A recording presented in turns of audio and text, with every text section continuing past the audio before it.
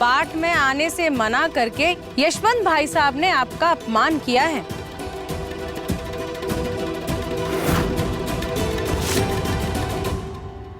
अपमान यशवंत ने नहीं, तुमने शुरू किया है सुंदरी। साची बहू के जन्मदिन पे जो कुछ हुआ उसके बाद यही होना था।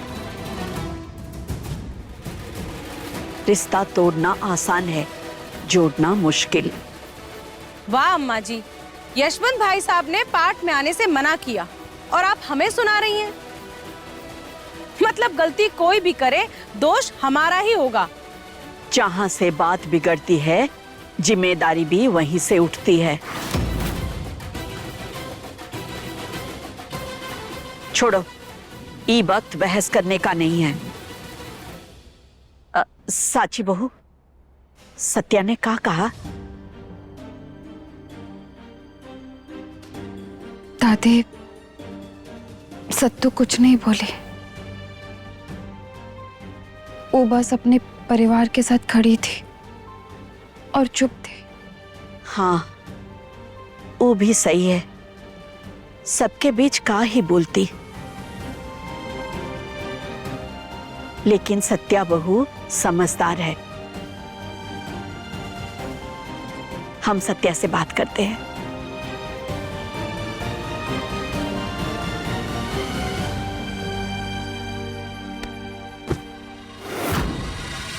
टीका कर दिया हमने, अम्मा जी की दुखती रग छेड़ दी। कहीं सत्या को मना ना ले। नहीं, सत्या स्वाभिमानी है, वो अपने पति और परिवार के खिलाफ नहीं जाएगी।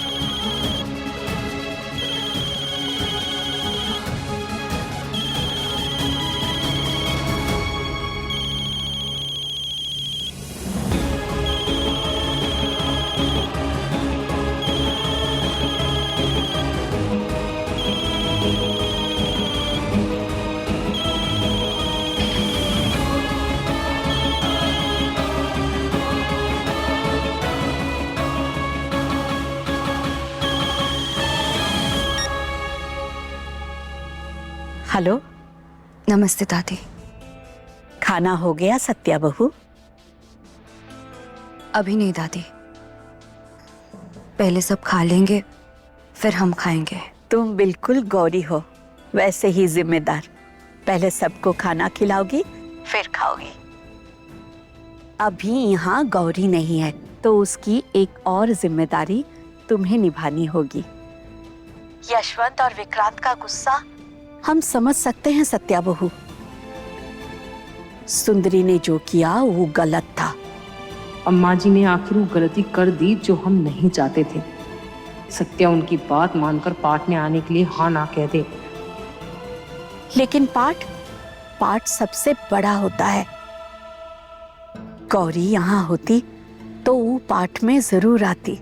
ई वक्त उस घर में हमारी सिर्फ एक ही बहू है, तुम।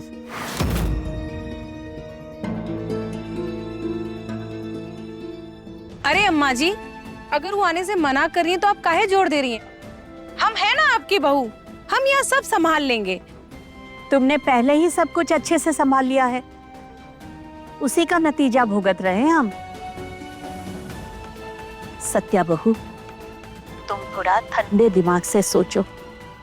घर की पूजा है और घर के पूजा में घर के ही लोग नहीं रहेंगे तो कैसा लगेगा?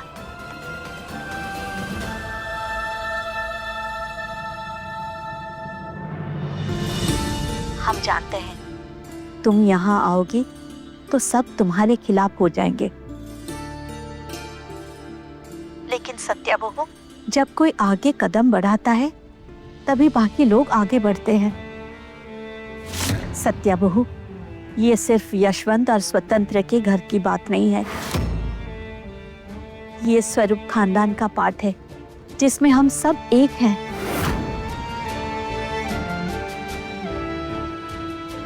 सत्या बहू, तुम कल आओगी ना?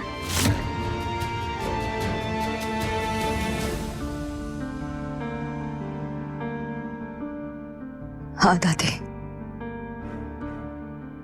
हम आएंगे। हम तुम्हारे फैसले से बहुत खुश हैं।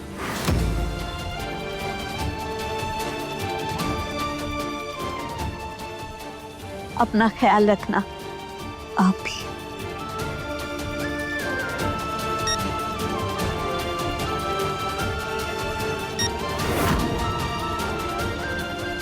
दादी, क्या हुआ?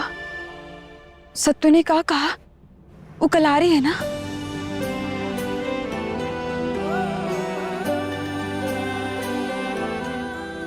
हाँ, वो आ रही है। क्या बोले थे हम? सत्या बहू समझदार है। वो जानती है भले ही परिवार दो है, लेकिन खानदान एक ही है, स्वरूप खानदान। और देखना, एक दिन ई सत्या ही यशवंत और विक्रांत के दिल का गुस्सा शांत करेगी। रिश्ते टूटते नहीं हैं, बस समझ की देर होती है, और वो समझ सत्या लाएगी।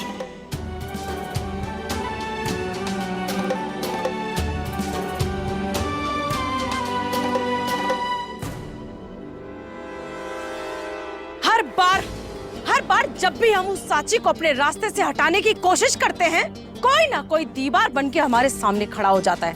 कभी वो शौर्य तो कभी वो सत्या।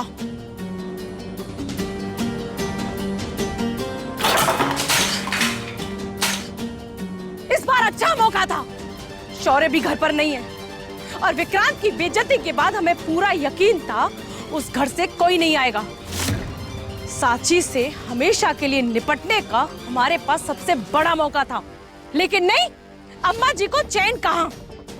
उन्होंने उस सत्या को कॉल करके बुला लिया। ईशानी, अगर कल उस सत्या यहाँ आ गई ना, तो हमारी मुश्किल और बढ़ जाएगी। आप बिल्कुल सही कह रही है मम्मी। ये सत्या सीधी नहीं है, बहुत टेढ़ी है, और जहाँ साची फंसती है वहाँ सत्या अचानक पहुंच जाती है। मंदिर में बचा ली उसको, और सर्वेंट क्वार्टर में आग से निकाल लाई उसे। सत्या के होते साची का खेल खत्म करना आसान नहीं होगा मम्मी। इसीलिए तो कह रहे हैं ईशानी, हमारे पास गलती की कोई गुंजाइश नहीं है। कल चाहे सत्या आए या भगवान, उस साची को कोई नहीं बचा सकता। कल स्वरूप सदन में साची का आखिरी दिन होगा।